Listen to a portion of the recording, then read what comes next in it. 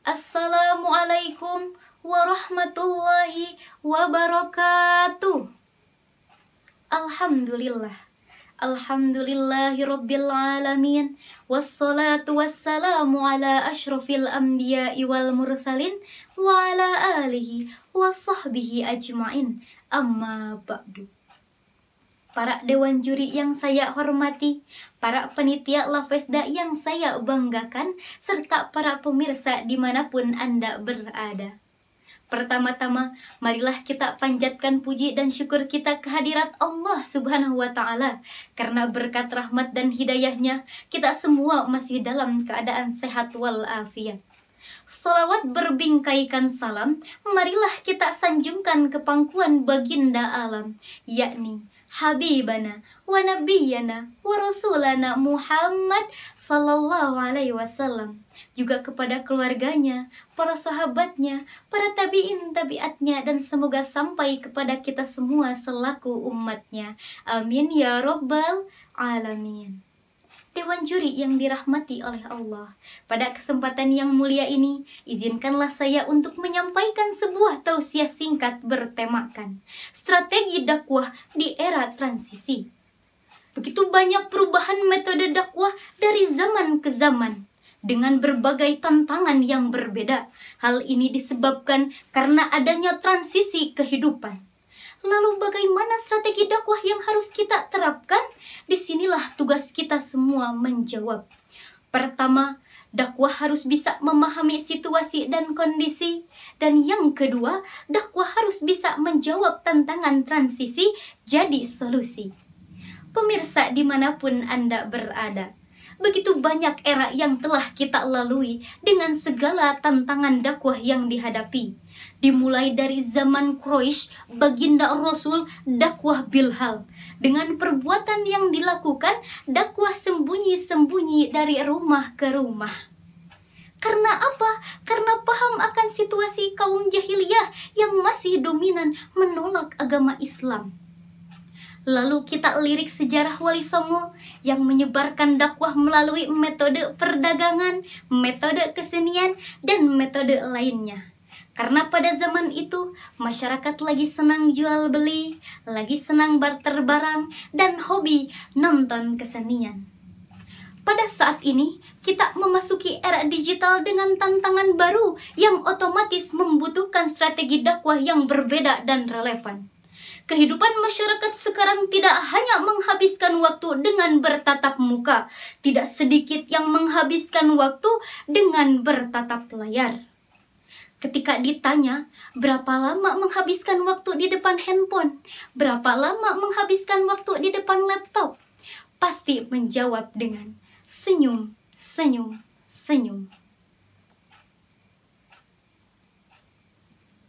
Para pemirsa dimanapun Anda berada, menurut survei Asosiasi Pengguna Jasa Internet Indonesia tahun 2018, bahwa pengguna internet di tanah air mencapai 171,17 juta atau 64% dari populasi yang mencapai 264,16 juta di tahun itu. Hal tersebut bisa menjadikan patokan, bisa dijadikan acuan bahwa kita di sini sebagai generasi muda harus memanfaatkan internet dengan sebaik-baiknya. Karena di zaman sekarang ada yang menggunakan internet untuk mencari informasi, ada yang menggunakan internet dengan berbisnis online untuk menafkahi keluarga, ada juga yang menggunakan internet untuk media belajar. Masya Allah. Tapi tidak sedikit di balik itu, ada yang menggunakan internet untuk kejahatan, ada yang menggunakan internet untuk usaha menipu, ada juga yang menggunakan internet untuk menayangkan tayangan yang membuat kita maksiat mata, hati, dan pikiran. Nauzubillahi min zalik. Disinilah kita harus mengingat firman Allah dalam Quran surah Al-Zalzalah. A'udzu billahi minasyaitonir rajim. Bismillahirrahmanirrahim. Faman ya'mal mithqala dzarratin khairan yarah. Yang artinya, maka barang siapa yang mengerjakan kebaikan seberat zarah, niscaya dia akan melihat balasannya. Maka lakukanlah aktivitas digital sebagai aktivitas kita dalam mengaplikasikan amal kebaikan secara total. Sebaliknya, wa may ya'mal mithqala dzarratin syarran yarah.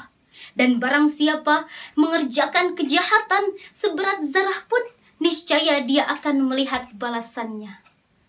Para pemirsa dimanapun Anda berada, meskipun kejahatan yang kita lakukan hanya sebatas ketikan, tetapi jangkauan sebarannya ini sangatlah luas.